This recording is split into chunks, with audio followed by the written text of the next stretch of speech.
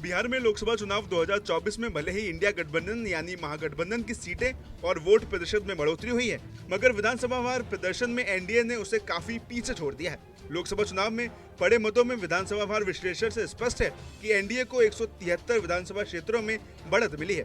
दूसरी तरफ महागठबंधन ने 63 विधानसभा क्षेत्रों में ही बढ़त बनाई है। यहाँ तक कि बिहार के 40 में से 14 लोकसभा क्षेत्र ऐसे हैं जहां आरजेडी, कांग्रेस और लेफ्ट का स्कोर 0 रहा है, यानी कि इन लोकसभा की एक भी विधानसभा सीट पर इंडिया गठबंधन बढ़त नहीं बना पाया है। वहीं आपको बता दें कि 2020 के बिहार विधानसभा चुनाव में एनडीए को 125 सीटें मिली थी, जबकि महागठबंधन को 110 सीट पर जीत मिली थी। विधानसभा चुनाव और लोकसभा चुनाव के मुद्दे अलग अलग होते हैं, लेकिन 2024 के लोकसभा चुनाव के संकेत बताते हैं कि महागठबंधन को अगले विधानसभा चुनाव में कड़ी मेहनत और सकारात्मक कोशिश करनी होगी, क्योंकि विधानसभा चुनाव के मुकाबले एनडीए ने 48 अधिक सीटों पर बढ़त हासिल की है। वहीं अगर इस साल के चुनाव परिणाम पर नजर डालें तो लगभग 2/3 विधानसभा क्षेत्रों में एनडीए को बढ़त मिली है। 5 क्षेत्रों में निर्दलीय तो 2 पर एआईएमआईएम के उम्मीदवार आगे रहे। शाहबाद और मगध के 11 लोकसभा क्षेत्रों की 68 सीटों में 26 पर एनडीए तो 42 पर महागठबंधन के उम्मीदवार अपने प्रतिद्वंदी पर काफी भारी पड़े। कोसी और सीमांचल में आने वाले 5 लोकसभा क्षेत्रों के 42 विधानसभा क्षेत्रों में 27 पर एनडीए तो 9 पर इंडिया के प्रत्याशी ने बढ़त बनाई।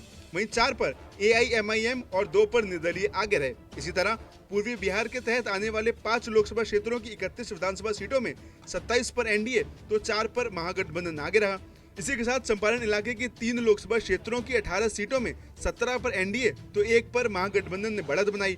साथ ही मिथिलांचल के 5 लोकसभा क्षेत्रों की 30 सीटों में 28 पर एनडीए तो 2 पर महागठबंधन के उम्मीदवार प्रतिद्वंदी पर काफी भारी पड़े। इसके साथ ही तिरहुत और सारण के 9 लोकसभा क्षेत्रों की 54 सीटों में 48 पर एनडीए, 5 पर महागठबंधन और 1 पर निर्दलीय आगे रहे।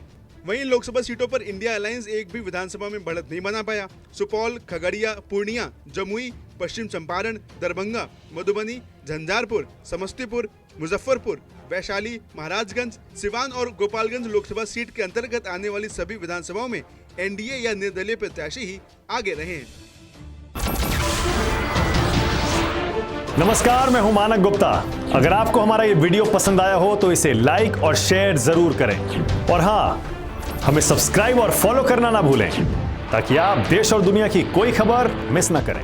तो जुड़े रहिए हमारे साथ और देखते रहिए News 24।